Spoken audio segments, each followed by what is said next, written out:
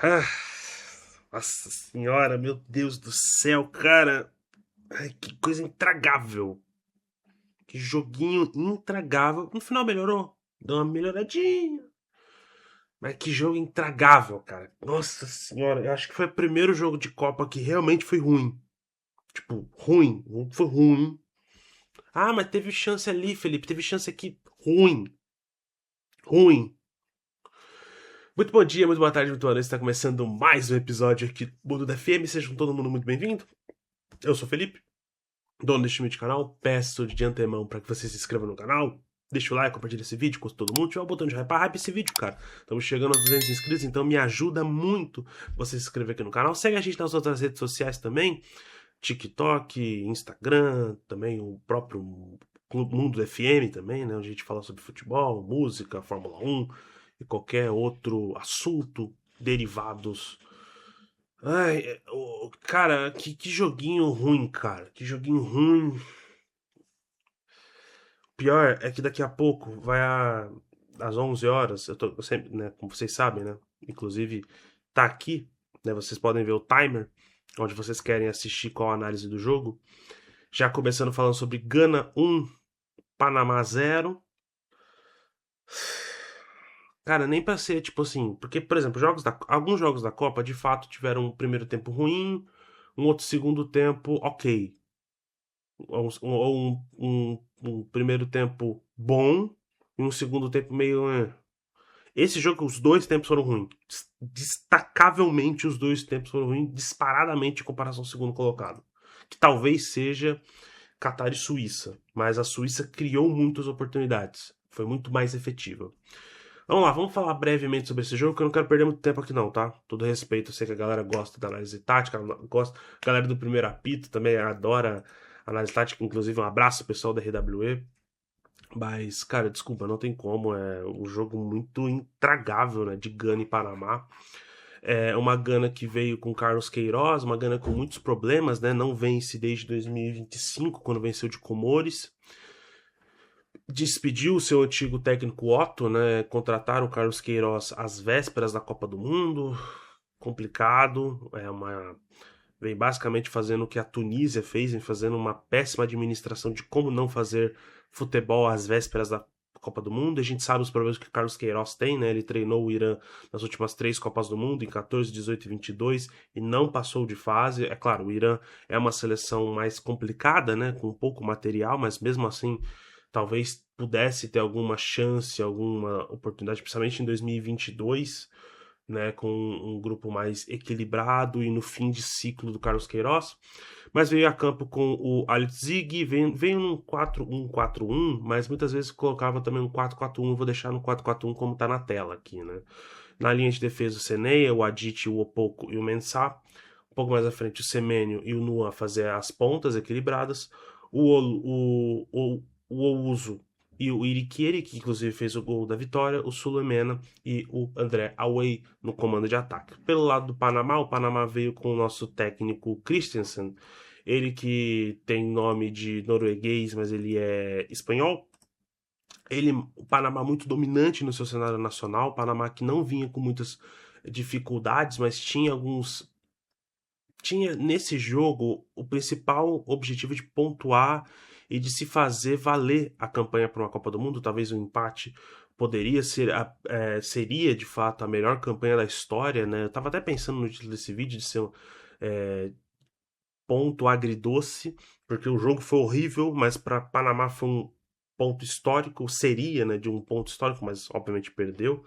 Seria um ponto histórico para Panamá, que não tem nenhum ponto na Copa do Mundo. Vamos lembrar, Panamá estreou em 2018, então perde a sua segunda Copa do Mundo, perde a Copa de 2022, né? Não tem um retrospecto muito bom em Copas, até porque perdeu até então todos os jogos, mas é um Panamá muito mais competitivo do que foi em 2018, né? A gente vê, por exemplo, no primeiro tempo, uma partida que se volta muito com o Panamá dominando as ações, principalmente nesse 3-4-3, né, com o Mosquera no gol, Ramos, o Córdoba e o Andrade, Murillo, Harvey, Barcenas e Blackman na direita, Martinez, Waterman e o Rodrigues na direita. Os jogadores do Panamá conseguiram fazer muito. O Christensen tem muito o seu comando de ataque, né? comandar esse jogo, principalmente controlar a bola, mas tem o seu principal artifício de ataque, as ligações diretas. Então eles sempre tentam encontrar, por exemplo, o Murillo e o Blackman, eles avançam até uma parte, metade do campo. Muitas das vezes eles não avançam com o campo inteiro, porque lá na frente, o trio de ataque, né, o Martinez, o Rodrigues e o Waterman, eles estão muito bem espetados e esperados para receber essa bola numa ligação mais direta para partir no contra-ataque e ir num X1 até chegar no gol. Não acabou acontecendo muitos lances de perigo, né, como eu tô falando aqui, um jogo muito travado, um jogo muito parado, primeiro tempo muito insosso. Eu não gostaria de perder muito tempo falando do primeiro tempo mais do que isso. É claro, foi um primeiro tempo onde o Panamá dominou as ações ofensivas, mas ao mesmo tempo pouco produziu, né? Quando a gente fala, parece que o Panamá foi muito para cima, muito dominante, mas pouco produziu contra uma equipe de Gana que muito mal equilibrada, vinha de 3 derrotas para México, para Austrália não, para Áustria e para Alemanha. Um ciclo muito complicado, vem com o Carlos Queiroz, que não é um técnico bom, né? Eu não acho um técnico decente para se treinar, mas obviamente, né? O Carlos Queiroz ele é muito experiente em Copas do Mundo, né? A primeira Copa dele foi em 2010 com Portugal. É a sua quinta Copa do Mundo, então experiência de sobra. Mas no segundo tempo ele coloca algumas substituições que principalmente conseguem mudar um pouco o jogo, né? O Fatu e o Tomás Assante, né? Jogadores com mais velocidade e mais explosão, fazendo com que nessa virada do segundo tempo a Gana comece a ter um pouco mais de liberdade, muito pelo meio também, e também partindo contra-ataque. A Gana que não. Dificilmente eu posso fazer uma análise tática mais do que a Gana se espelhando um 4-1-4-1, esperando principalmente esse volante no meio, que teria o Thomas Partey, mas ele está impedido por questões envolvendo casos que eu não quero citar mais além do que possível caso de estupro que ele está envolvido, ele não pode entrar no Canadá. Então, infelizmente ele não pôde entrar. Possível caso de agressão, né, que ele não pôde entrar. Então, assim, utiliza um 4-1-4-1 porque coloca um volante no meio, normalmente esse é o Osu, para fazer um equilíbrio onde consegue liberar todos os jogadores para fazer uma pressão de 5 para cima, né? Mas muito pouco efetivo, conseguiu fazer o gol no final, mas foi um joguinho, cara, ruim. Um jogo de muito pouco passe trocado, um jogo de muito lançamento, um jogo muito pobre. Até teve uma certa quase briga no final, mas triste demais. E o destaque da partida para mim vai ser quem fez o gol, né? Seria o Murillo, né? Se terminasse empatado, eu acho que o Murillo jogou bem, né? Foi bem equilibrado no que se propôs a fazer, acertou a maioria dos cruzamentos, conseguiu acertar a maioria dos passes também decisivos. É claro, as duas equipes muito mal na pontaria final, né? Esse terço final para finalizar, mas o meu destaque vai ser não o Murillo, porque perdeu, mas vai ser o Iriquene, né? O Iriquene que fez o gol. Então eu acho que é justo ele receber o prêmio.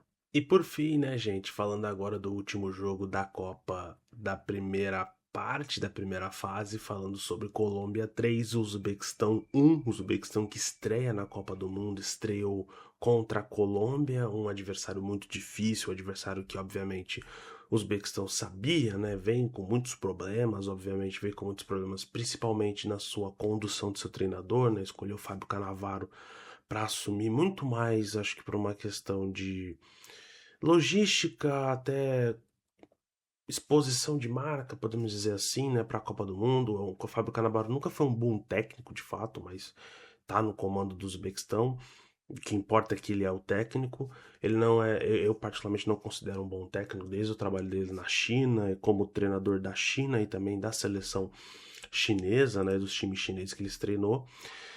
Um Uzbequistão que pegou uma Colômbia muito titular, né, uma Colômbia do técnico Nestor Lorenzo, uma Colômbia que veio postada num 4-3-3, né, com Vargas, Munhoz, Sanches, Lucumi, Mojica, Puerta, Lerma, Arias, Rames Rodrigues, o Soares e o Dias, e um Uzbequistão com o Yusupov, né, jogando num 3-4-2-1, né, jogando aquele modelo de árvore de Natal. Yusupov, o Asharmatov, o Abdullayev e o Kusanov, zagueiro do City, Kamirov, Mozgoyov e Churyov e Nazrayev, Urnov, Fazlev e Shomorodov. O Shomorodov também é atacante ex-Roma, se não me engano, ex-Cagliari também. Acho que é ex-Cagliari. Muito que bem, um primeiro tempo muito complicado para a equipe da Colômbia, um primeiro tempo onde a Colômbia não conseguia fazer as suas associações. A gente viu o James Rodrigues atuando muito mais, saindo dessa ponta direita, indo mais para o meio, fazendo muito mais essa transição de bola entre defesa e ataque, né? Conseguindo ser esse articulador que ele normalmente é pela seleção colombiana. A gente via, por exemplo, também um Uzbequistão se fechando bastante, o primeiro tempo muito dominado pela Colômbia, porém de pouca efetividade por baixo, né? Uma Colômbia que tentava jogar muito pelo lado esquerdo com o Luiz Dias, mas ficava muito preso entre essa defesa e ala, né? Entre o Kusanov e o Karimov, né? Jogadores que acabavam prendendo o Luiz Dias muito e precisou-se principalmente, né? Se não tá indo por baixo, vai pelo alto. Então o primeiro gol nasce a partir desse finalzinho do primeiro tempo, né? Não teve muita chance, de fato, foi um primeiro tempo até meio morno, então nasce a partir do Luiz Dias atraindo a marcação, mas conseguindo encontrar um passe por cima, né? E vindo a infiltração do Munhoz, né? Do lateral Munhoz do Crystal Palace, ele vindo dessa lateral, indo para o meio e, consequentemente, indo também para o ataque, aproveitando, dando aquele toquinho para tirar do goleiro e abrir o placar no final do primeiro tempo. Um jogo controlado, mas volta para o segundo tempo com muito controle da Colômbia, ao mesmo tempo que o Uzbequistão coloca suas linhas um pouco mais alto, obviamente, com as entradas de alguns jogadores muito interessantes, né? Por exemplo, o Kamdanmov e o Saliev são jogadores que acabaram dando um pouco mais de amplitude, principalmente nesse último terço de ataque, né? Ainda mais porque o Uzbequistão ataca muito nessa questão de contra-ataque, porque são seleções que não tem muito o que fazer, né? Eles vão acabar tendo que jogar muito retrancado e, querendo ou não, a única maneira de conseguir atacar é lançamentos, e bolas diretas, e ligações diretas para tentar encontrar alguém lá na área e seja o que Deus quiser. E assim saiu o gol do Uzbequistão, o primeiro gol do Uzbequistão na história, até então o gol de empate. Né? É claro que foi uma jogada que colaborou muito a defesa, a defesa, o rebote e o próprio goleiro da Colômbia para sair esse gol do Uzbequistão. Depois acabou numa jogada, né? 5 minutos depois, basicamente, o Luiz Dias acabou empatando a partida num gol de contra-ataque, num gol simples de contra-ataque, um gol de muita pressão de roubada de bola, partindo no contra-ataque. O Puerta encontra o Luiz Dias para poder ampliar o marcador, marcar 2-1, e depois no final da partida nós temos o Cucho Hernandes, brigador, guerreiro, caralho. Cara, ele cai no chão, ele se derruba inteiro, mas ele não deixa perder aquela bola. Ele faz o cruzamento pro Campas, que nem fez um bom jogo, né? Claro que ele deu uma infernizada, mas eu considero ele um ponta que corre muito, mas é pouco definitivo, mas conseguiu fazer o gol. 3-1, Colômbia líder. Diga o que vocês acham nos comentários, deixa o like, se inscreve no canal. Não posso falar muito mais alto do que isso, porque já é 1h pouco da manhã. É isso, até a próxima e nos vemos na segunda rodada.